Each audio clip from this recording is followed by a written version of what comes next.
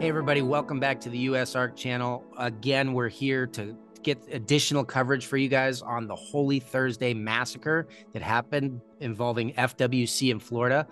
In order to get to the very base of this problem, we have Phil Goss, president of USARK, and Daniel Parker with USARK Florida to take us through the facts and see what's going on. How you guys doing today? Doing Good. just fine, Garrett. Thanks for having us. Yeah, so this is seemingly a Florida issue, but it actually goes way beyond that. So, Daniel, before you jump into actually what's going on, Phil, can you talk to us just a little bit about the weight of what's going on right now, the implications nationally? Yeah, I mean, this is a major issue nationally because while the event happened in Florida, other wildlife agencies kind of watch and see what the Florida Fish and Wildlife Conservation Commission does, or FWC. So, it's important for everybody to be aware of this because we don't want other state agencies to start acting as FWC acted on April 6th, which was just absolute madness. So it's important for everybody to kind of be aware of what's going on. And, we're going to give as much support down in Florida as we can. I mean, this has gotten national and even international attention. This was a true travesty. And again, we're going to give you some more details about what happened today.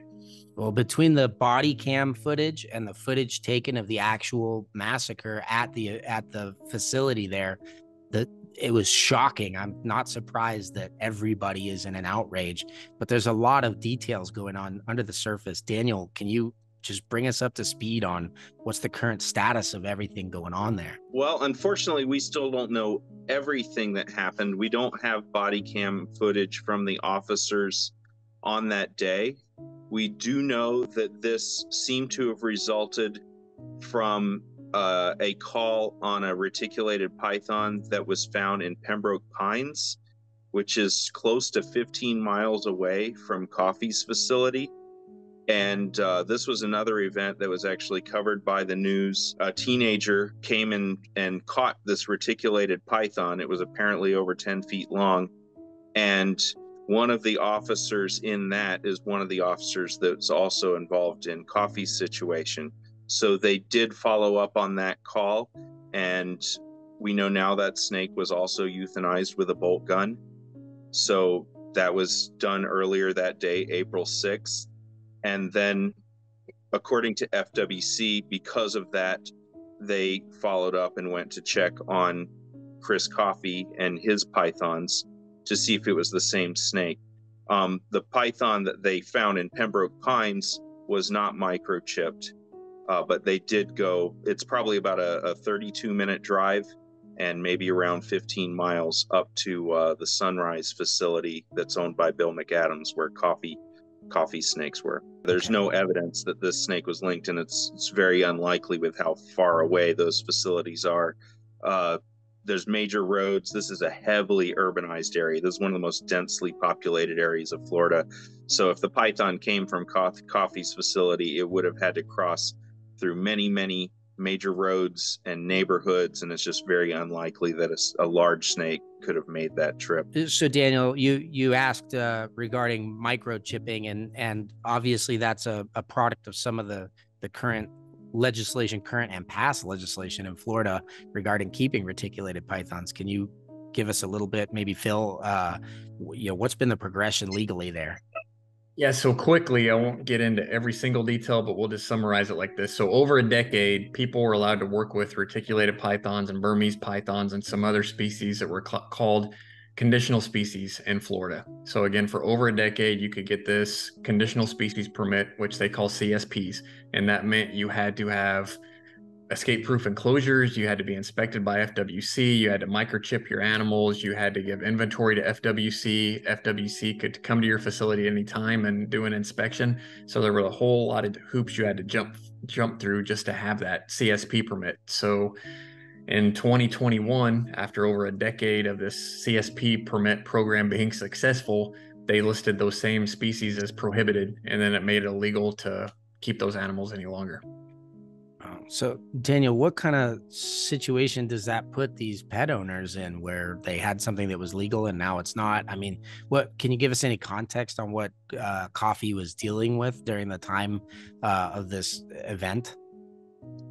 Well, it was clear that Coffey was trying to do things the right way. He did have a conditional species permit, and he had been inspected before by FWC for that permit. The problem is that FWC did not grandfather conditional species permit holders into the prohibited species program automatically. So in our view, there should have been some way for you to keep your animals, but that just wasn't true. So Coffey was led to believe that he would be grandfathered, and he thought that's what's going to happen, but actually the inventory that he submitted to FWC, they ended up using as evidence to bust him.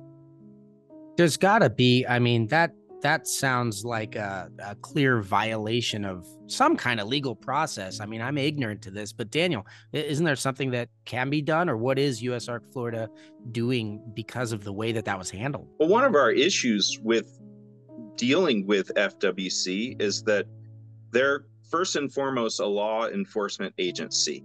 And it seems like that anybody that calls them that is trying to do the right thing is automatically put under investigation. So we don't know who you call. If you have a legitimate, genuine question on how to do things legally, who do you call and get a straight answer without automatically going under investigation and them wanting to bust you? There should be someone that you could call. There's an amnesty program in Florida that has rehomed a small number of animals. They say it's judgment free, that you can call them and they will find a home for an animal, whether it's an illegal animal or legal, but they will place it with a home. But it's a very small number of animals over the course of many years. So we'd like to see some provision or some change at FWC where people can at least call and ask a question and get a straight answer from staff without automatically being under investigation. Yeah. Now, as I understand, USARK Florida also has a long-going and also very expensive lawsuit against FWC because of all this kind of stuff. Can you tell us the status with that? So we recently filed a motion for summary judgment in a lawsuit against FWC, and a lot of people have been saying to us, FWC needs to be sued. They should be sued over this. Well, USARK Florida has sued them over this already. So we believe that the prohibited species rules were not passed the right way. People weren't given proper due process, and they didn't use the correct scientific assessment as justification to pass those rules. And people were not given an adequate opportunity to move their animals or continue keeping them legally. So all those things are things that our lawsuit is about. But a bigger question is whether FWC has the constitutional authority to even regulate captive animals. And a judge has agreed to allow our argument that FWC lacks this constitutional authority. The Florida state constitution gives FWC authority over wild animal life. And we don't believe that our captive animals qualify as wild animals. And we don't think that FWC has any business regulating them. And what you see in this case is obviously they can't handle that responsibility because they couldn't even tell the difference between a boa and a python. And they killed that boa, which was a completely legal pet animal. And it was gravid. It had 32 babies inside of it. And if they can't correctly identify species as different as a boa and a python, they don't really have any business regulating us as an industry. So that what Daniel just touched on, that was some of the latest information that USARK Florida put out there. So yeah, we found out, we knew the boa was pregnant or gravid in the reptile world. And then there was a necropsy done by a veterinarian, and it showed that there were 32 seemingly healthy, almost fully developed baby boas inside that female boa that was killed.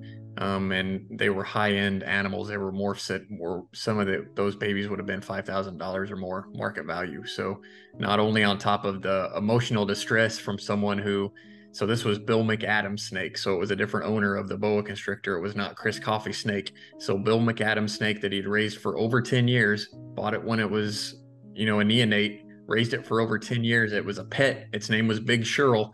So again, this was an animal that was not just an animal that was bought just to make money off of, like some people are trying to spin this, unfortunately, but this was a pet boa that he, eventually bred after over 10 years, Big Shirl, and she was killed and had 32 healthy babies inside of her that are all lost now. That's awful. That's awful. Well, certainly, I know coming from us at USARK at the national level, Daniel, we want to make sure that you understand that you have our full support in this time. And anybody that's watching this channel that's subscribed to us, what can they do? What kind of thing can they do to help out? I mean, it sounds like this lawsuit is, from my perspective, sounds pretty ambitious, but would be a really big deal for reptile keepers everywhere. I mean, how can we help you guys in that battle? But you don't have to be a Florida resident to be a USARK Florida member, first and foremost. So we've had a tremendous outpouring of support from people out of state. And of course, we truly appreciate that. People can donate, they can join. Right now, there's a free membership option. Of course, we would love for you to do a paid membership. That will all help fund this lawsuit. And we have some of the best attorneys in the state, but they're not cheap. So none of this comes cheap, unfortunately. So our numbers matter, and our financial support also matters. So we appreciate everybody who has supported us from out of state. USARK Florida's lawsuit has actually been ongoing for almost 2 years now. So we're just now getting to the point where they filed a motion for summary judgment, but they've got a lot of fees that have built up. And it's mainly been the USARK Florida board who's actually been funding a large majority of that, along with a couple other people outside the board who have businesses in Florida. But yeah, a whole bunch of $1 and $5 donations add up. And again, the reason this is so important nationally is because if other state wildlife agencies see that the Florida Fish and Wildlife Commission can just walk over reptile keepers, that's going to embolden other state wildlife agencies. So the bigger fight that gets put up in Florida, and we show them that we're not just going to let them take our animals or kill our animals, that's going to put other wildlife agencies on notice, and they're not going to try and follow in the footsteps of what FWC is doing. No, great point. No, I think this is where we make our stand. This is where we draw our line as reptile keepers. And obviously, if we're going to try to take on FWC, a big government agency like that, it's going to take all of us coming together. So what I'm hearing is, please go join USARK Florida. Even at the free membership, showing that support in numbers is going to be huge. And, while you're there, if you can give whatever you can, that's going to really help to make sure that this lawsuit stays funded to the point where we can carry through to the end. Let me speak for our audience a little bit that, I'm not in the state of Florida, but I still want to do something to help. So, Daniel, what is the best way for somebody, whether they are in Florida or outside of Florida? What are two different things that we could do to make our voices heard? Well, we've had a lot of people call the governor's office here in Florida, and we know that their office was barraged with calls last week, and we really appreciate that. And that wasn't just people from inside Florida. So folks can continue to do that. We're also asking people to contact state legislators inside Florida. If you're in Florida, contact your state's senator and state representative first, but then just go down the list. And we've posted a lot of this information in all of our social media. And that's another thing people can do. You can like USARK Florida. I mean, it sounds like just a social media pitch, but all of this matters. Share our stuff, follow our pages. A lot of people don't know that USARK Florida is technically a separate organization from USARK, the national organization. So even though we work together, and Phil certainly spends more time than he wants to in Florida at this point, I'm sure he's helping us all the time, but we are a separate organization and we're funded separately. And then for anybody that wants to make a trip to Florida, May is a lovely time to visit. We have an FWC Commission meeting coming up May 10th and 11th in Miami, Florida. So if you are in Florida or out of Florida, make the trip. It should be an interesting meeting. We know we're going to have a lot of passionate reptile keepers there, and this is an opportunity for the public to speak directly to the commissioners. So if you want your voice to be heard, this is an opportunity to do that. This has been picked up by a lot of media channels, even national media. So if you go to one of those media links, those article links online, and you're allowed to put comments, put a comment, because that will keep that media station interested in this story. So, if they post an article and it doesn't get any comments, they're going to be like, we're not going to revisit that. But if they get hundreds of comments on those, they're going to want to come back and talk to Daniel again and do another follow-up story on this. So obviously, you always want to be civil and professional as possible. It's okay to make it clear that you're upset, but you certainly don't want to go on there and start cussing and making everybody look bad. But you can still go on there and write a stern statement, however you want to word it. But again, just be civil and professional. But yeah, run up those comments that are on those, whether it's on the news media's Facebook page or their Twitter account or their Instagram or even just the website where they have it posted. Again, a lot of those make it available so you can put a comment. So go there and write some comments. And that's something that anybody across the country or even internationally can do. I was going through the comments on the NBC News story on YouTube and also the Inside Edition story. And for those of us who are reptile keepers, sometimes we feel like we're up against the whole world, that nobody supports us. And you might be shocked what a huge percentage of those comments were just horrified by what FWC did, and were very supportive of us. So that's been a really big deal. These are media outlets with millions of viewers, literally millions of viewers and millions of followers. So definitely be involved in that. Well, I just want to say on behalf of, I knew how difficult it was even just to get this meeting together so that we could have this video, because of how busy both of you guys have been tackling this. And I hope that you guys, our viewers, will stand up alongside these two guys and do your part to the best of your ability to support that. But I want to thank you guys for your work on this very much. Thank you guys for what you're doing, for standing up for us, for these animals, and drawing that line in the sand saying this is as far as you can go. Well, you've gone too far, clearly. Yeah, and thanks for saying that, Garrett. I'm going to add on to this.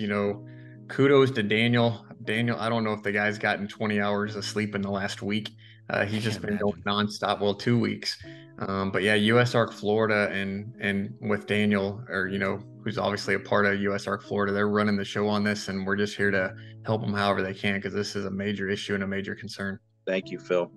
Well, Daniel, we are with you 100%. So guys, here's what we're going to do. I'm going to put 2 links in the description below. One is going to be to reach out to the governor, who happens to care what nationally people think of him because he has presidential aspirations coming up, the governor of Florida. So if you're outside of Florida, you're going to click on that first link that you can actually write into him and tell him what you think about the way that he's allowing his state to be run right now, and plead your case there. The second link is going to be for those of you guys who are in Florida, so that you can directly contact your state legislators who are dealing now with the aftermath of all of this and setting a precedent for the rest of us in this country.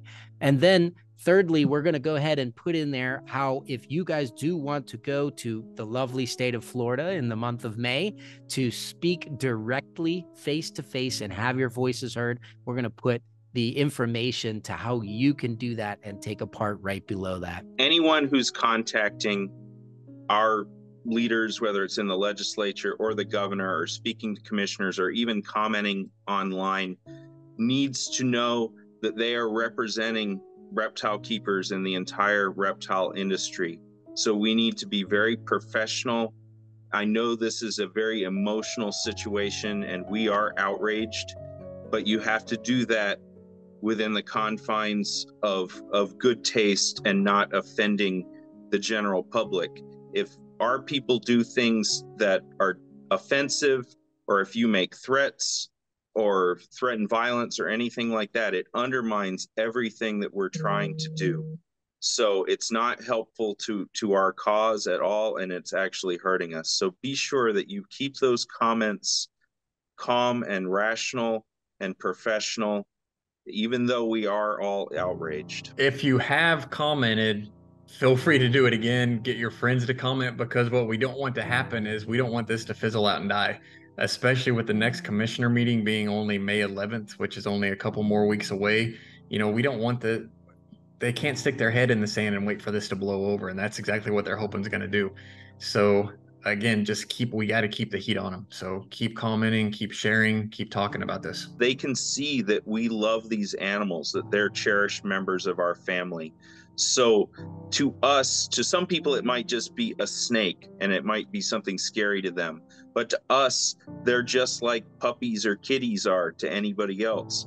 So if people imagine that that was a dog or a cat having a bolt stuck through its head and writhing on the floor for 20 minutes before being thrown in a trash can, that's what makes this story so offensive. And the general public is relating to us on this, that these are our cherished pets and family members. Thank you guys so much. I appreciate you guys coming on. And viewers, thank you guys. Good night, America.